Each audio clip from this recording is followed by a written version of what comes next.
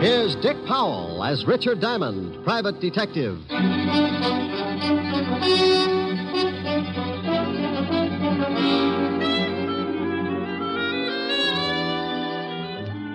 Hello there. This is Diamond. Hey, what about this heat? I can think of a lot of times I've been uncomfortable, but this runs itself right up to the top of my list. But the only thing good I can say about it, get your laundry dry in a hurry. I usually wash a few things out in my office because the soap's free. Come to think of it, I was scrubbing a pile of things the day we had that big wind. 97 degrees in New York, and we get a tornado to cool us off. I had so much dust in my office, I could have supplied mud pies to the whole neighborhood.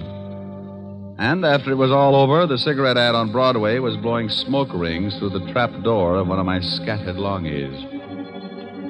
The waves in Long Island Sound were so rough, a friend of mine capsized, and when he came up, he found 3 terrified herring hiding in his nose. Oh, it was swell. One minute it was so hot you couldn't move. The next, a 58-mile-an-hour wind was doing the moving for you. Then to top it off, I got mixed up in one of the grisliest cases I'd ever worked on. It all started one evening. The car was moving down a lonely road, 2 people in it. In a couple of minutes, one of them would be pretty dead. What are you stopping for? What are you doing? Let me go. Get your hands off me. No, help! Please, please.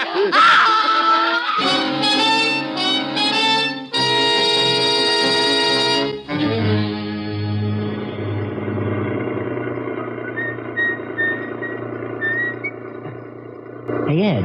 Huh? Stop the car a second. What for? Thought I saw something lying back down the road. So what? Probably a dead dog. No.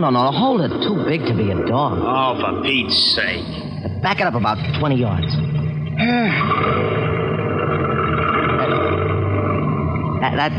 That's good. Okay, where is he? Right over there. Yeah. Hey, come on. Hey.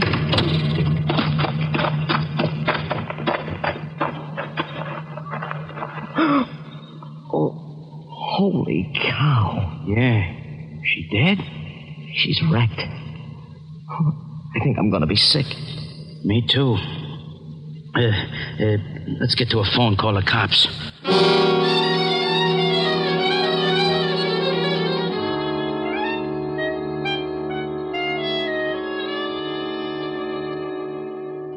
Knit 1, purl 1. Knit 1, purl 1. Ah, there, you little fiend. Now, what does it say about the heel? Turn the heel. Oh, I dropped a stitch. Now I gotta go back and pick it up again. Yeah? Rick, what's the matter? Oh, Miss Asher? You and your bright ideas. What did I do? You did plenty. I'm a nervous wreck. What from? You remember you said I ought to take up something to keep me busy in the office? Yes? You remember you mentioned knitting? Oh, no. Oh, yes. I've dropped more stitches than the cross-eyed surgeon. You idiot. I was only fooling. Well, I wasn't. I did it up right.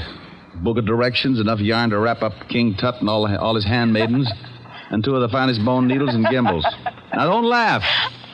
I was making Francis a pair of screaming argyles. Keep with it, strong heart. You'll win out. Yeah, you darn right. Oh, what I said. Darn. Get it?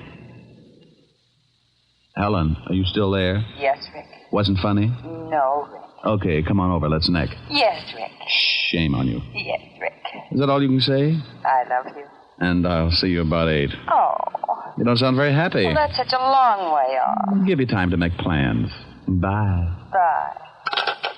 Now, let's see.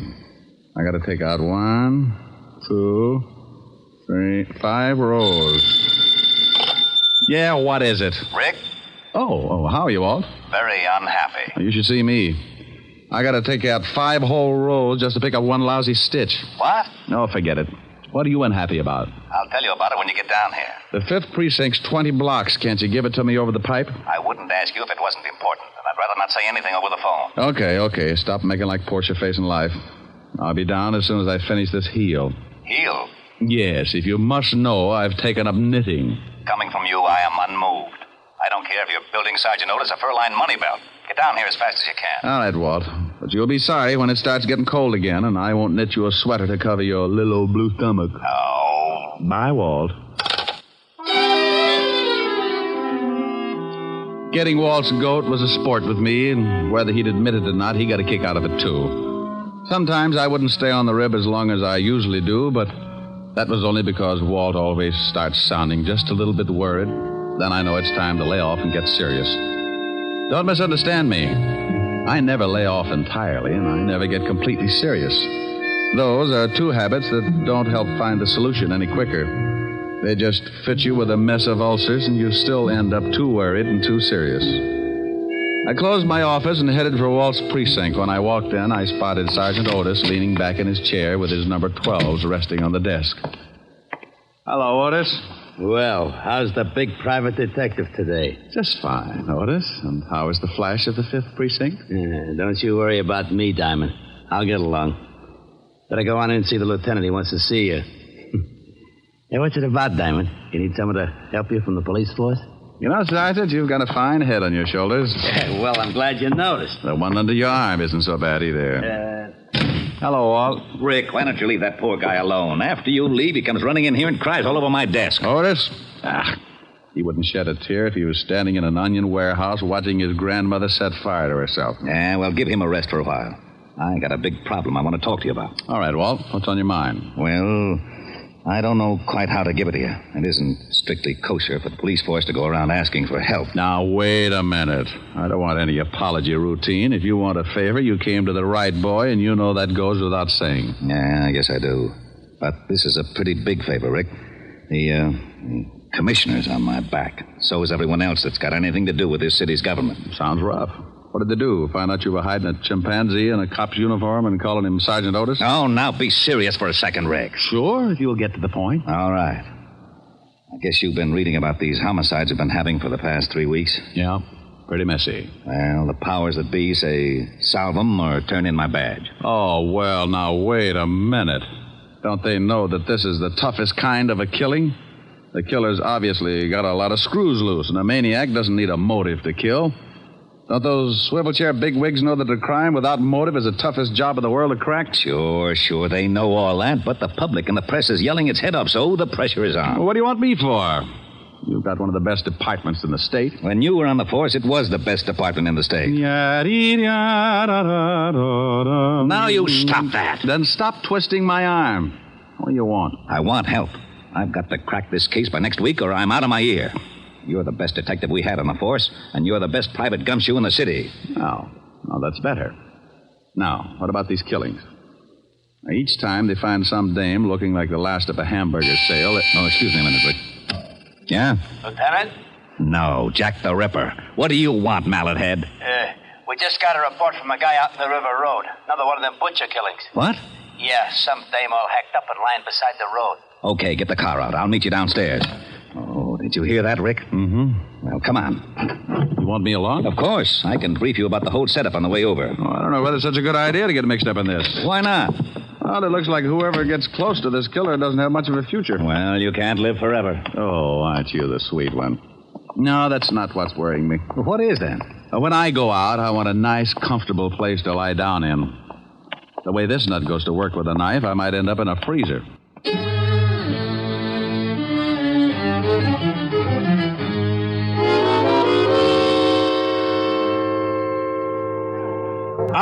All right, everybody's back. Go on through, Lieutenant. Show him your biceps, Otis. Comic. How did all these people get out here? This is 10 miles from anything. Someone must have heard me call the police. When I left the phone booth, the whole crowd followed me out here. Who are you? My name's Ed Cody. Me and my friend here found the body. Where is it? Right over here, Walt. Oh, how does it look?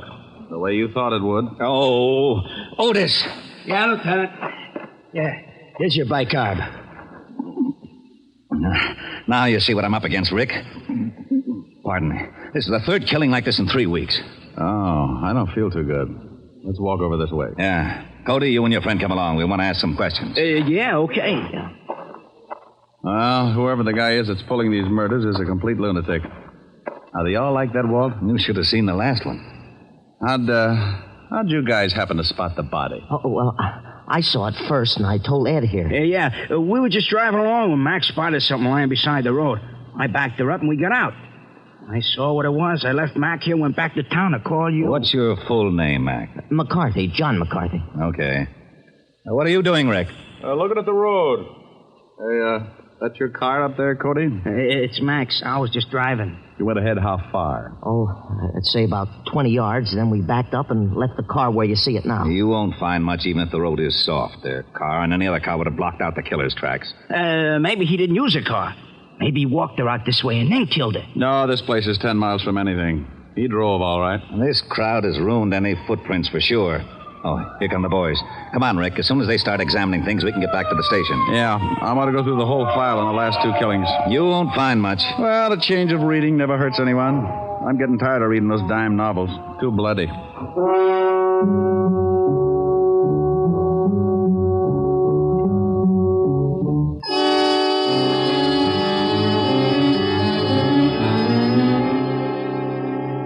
Well, that's the whole mess. No leads at all, huh? Not a one. I'm getting nearsighted from looking at all the lineup.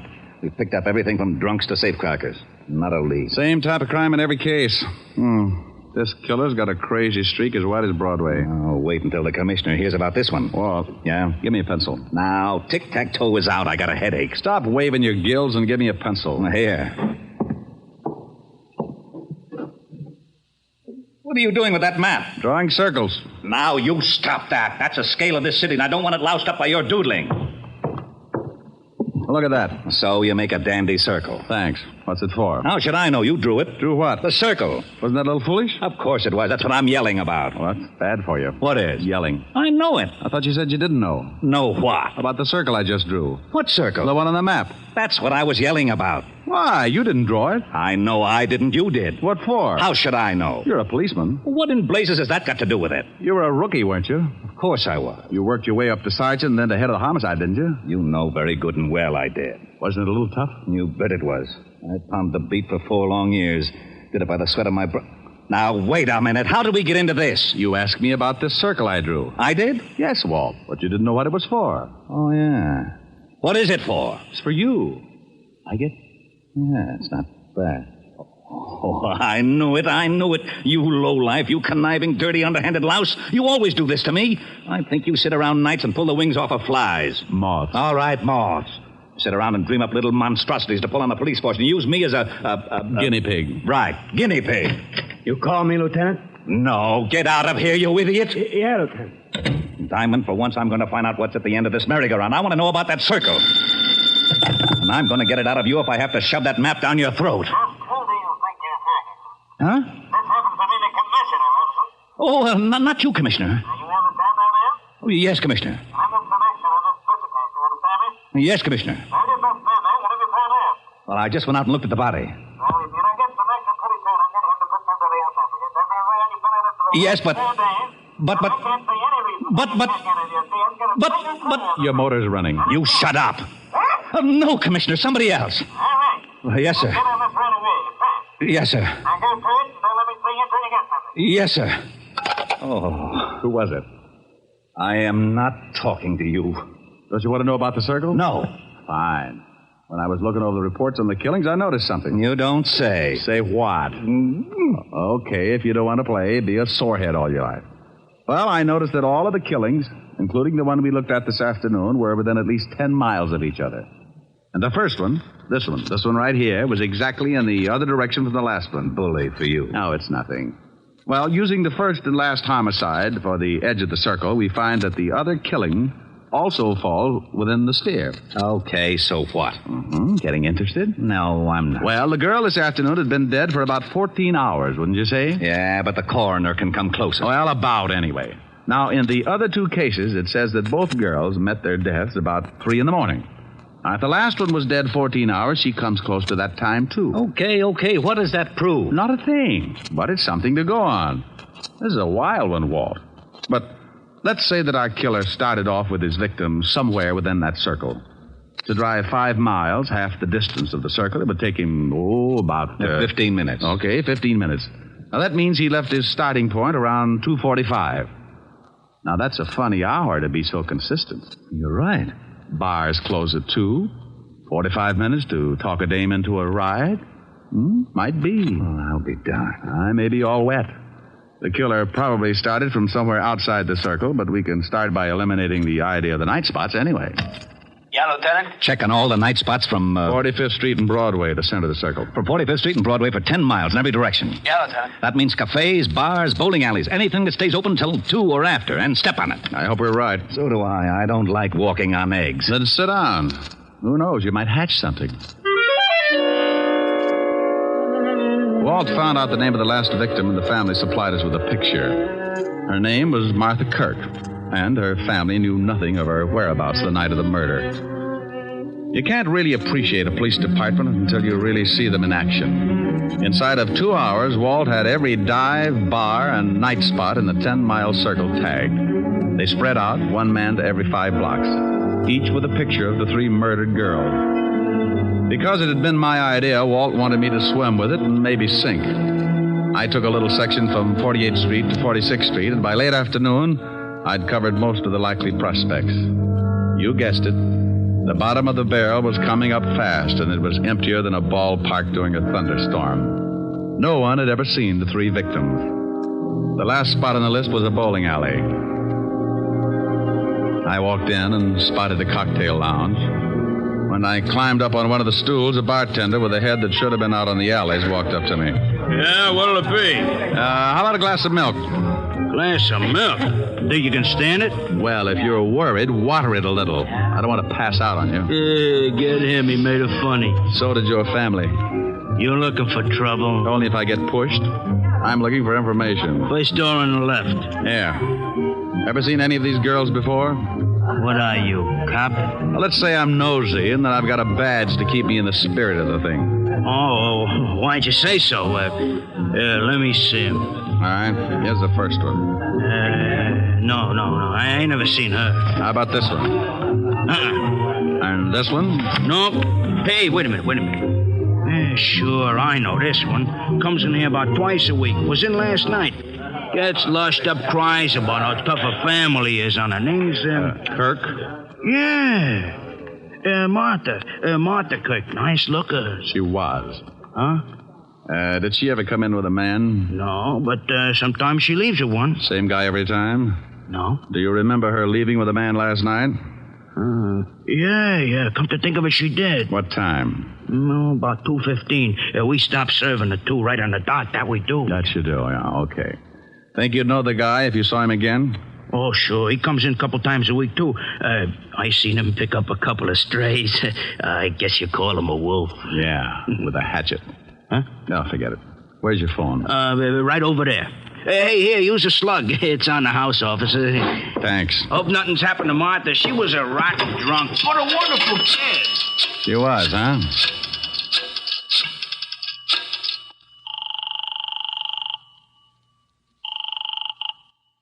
Precinct, Sergeant Otis. Otis, let me speak to the lieutenant, and if you crack just once, I'll come over there and shove your head so far down you'd have to untie your shoelaces to cough. Okay, Diamond. You don't have to get nasty. Lieutenant Levinson. You can forget about retiring, Walt. You got something? Yeah, looks like. What did your boys turn up? Nothing yet. What is it, Rick? Don't play games now. Get over to 47th and 9th, the bowling alley in the middle of the block. I'm in the bar. Want me to bring the boys? No. This is one we've got to play quietly. I don't want to scare our ghoul off. I'll be right down. Hey, what about that milk? Huh? Oh, yeah, coming up. Hey, is there going to be a pinch? There is, Buster. There certainly is.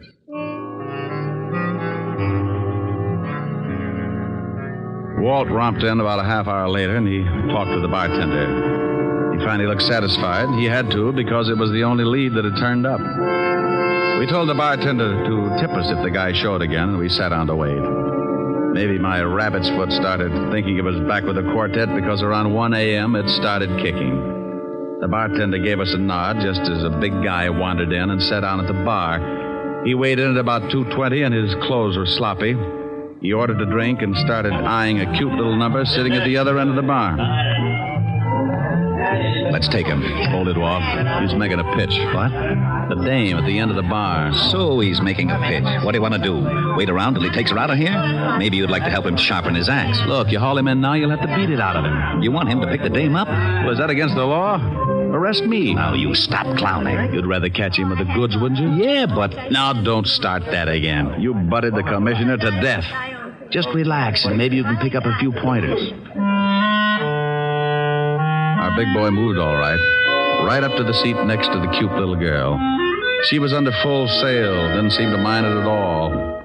He landed at 1:15. At 1:30, he'd established a firm beachhead, and by 2 o'clock, there was a flag raising. Okay, he scored. Now, the joint's closing. They're leaving. I'm going to tail him. How? He's probably got a car. And if he gets away with that girl, he may kill her. Look, Walt, I promise you he won't get into that car unless I go too. Now, come on.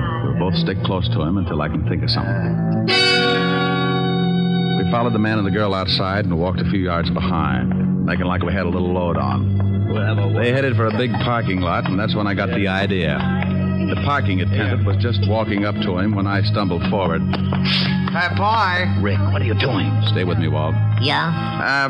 Son, I want my car. Hey, just a minute. I was here first. Sure, honey. Don't let him get away with it. Look, old man, my friend here is late getting home. He's got a wife that's 10 feet tall. You mind if I get my car first? Go ahead. Some nerve. Relax, honey. We're going to take a little drive, huh? Yeah. Okay, let's see your ticket. Well, there's someplace. Come on, we'll walk up. I know where the car is. Okay, but you gotta have a ticket. Rick, what's going on? Keep walking. Hey, I thought you was loaded. Keep going. We're the police. Huh? That's right. Oh. What's wrong? Which one is that guy's car? You mean the guy back there with the dame? Yeah. If you give me his ticket, right over there, the coupe. Rick, come on. I'm going to climb in that trunk, and you're going to put in a general alarm, Walt. Then you're going to get in your car and tail us. But stay far enough behind so that he doesn't spot something. Okay, but I think you're crazy. Is the trunk open? Yeah. Now get going. Well, they'll see me coming back. Tell him you forgot something in the bowling alley and that I passed out in my car. All right. And son. Yeah? Don't let on that anything had happened. We think that man's a killer. Oh. I squeezed into the trunk and waited. About 2 minutes later, the Lovebird showed up and got in the front seat. We rode like that for about 15 minutes, and it wasn't bad until we hit the dirt road. Then my inside started bouncing around like a pound of rice in a wind tunnel. We drove for about 10 minutes more and came to a stop. I raised the trunk just enough to get some fresh air and listen. I didn't want to climb out because they'd feel the movement up in front. I was sure they could hear my breathing. What are we stopping for? Well, I just wanted to look at the pretty scenery. And how can you? It's too dark. I can see you, baby. You're nice. Thank you. So, are you? They went on like that for another half hour, and I started thinking I'd picked the wrong guy. Then the conversation changed. What's the matter? What's so funny? Don't you know? No, and I don't like the way you're acting. Women. That's what's funny. They're all the same. Huh? Just like my wife. She was like all the other women. Hey, let's get out of here. You're talking funny. Funny? Yeah. See a man and you like him. Any man. You're all alike. Now you stop that. I just came along Come because... here. No, you let me go. You ain't no different. Come here. No, stop that. Let me get out the car. Sure. Go ahead. I don't want no blood stains on the seat anyhow. Go on, run. I'll catch you. That tore it right down the middle. I rolled out and didn't forget to take my .38 along. I spotted him in the moonlight, moving after her like a big animal. He was laughing. I could see something in his hand. It was a knife. She tripped and fell, and he moved in. She gave me goosebumps bigger than grapefruit. When he was nearly on top of her, I closed in. Okay, hold it. Help! Help! You shut up! Drop the knife. I'll kill him! I'll kill her like the rest of I'll kill her, too.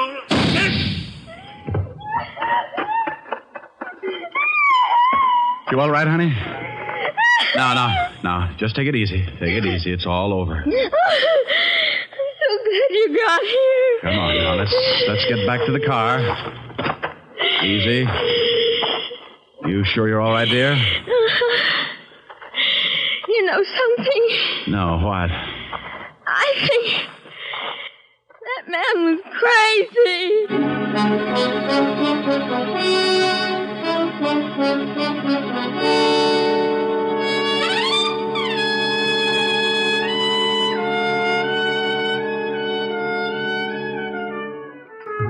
Well, Walt finally got there, and we sent the girl home. The wagon came and cleaned up things.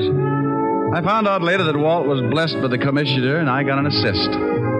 I needed calming down, so I stopped off at 975 Park Avenue, the home of the best remedy for bruised nerves I knew of. Oh, good evening, sir. Good evening, Francis. Is Miss Asher in? Yes, sir. She's in the study, knitting. Knitting? Knitting? Thank you, Francis. Knit one, purl two. Knit one, purl two. That's like taking stupid pills. Rick. Hello, baby. Oh, look what I've gotten into. I'm a nervous wreck. Oh, that'll teach you. What are you building? Well, it was going to be a surprise for you. Oh, a whole suit. Silly. Ricky, Yeah?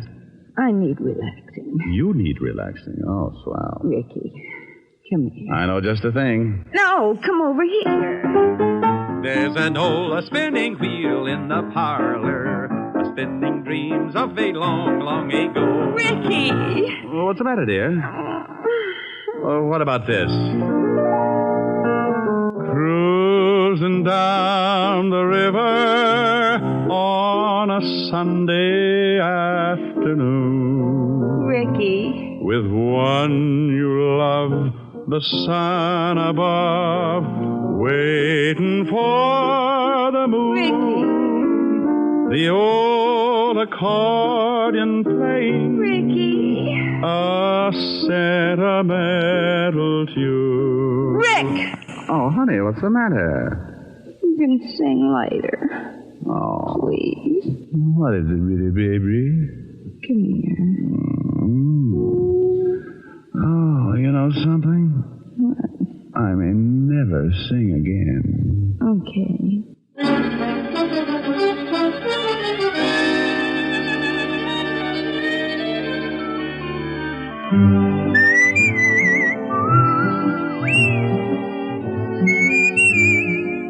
You have just heard Richard Diamond, Private Detective, starring Dick Powell. Helen was played by Virginia Gregg, Lieutenant Levinson by Ed Begley.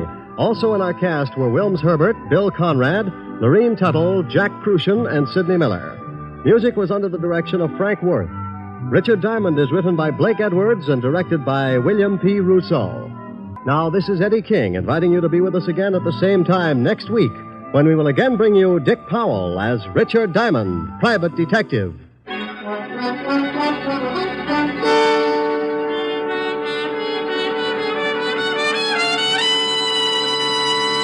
This is NBC, the national broadcasting company.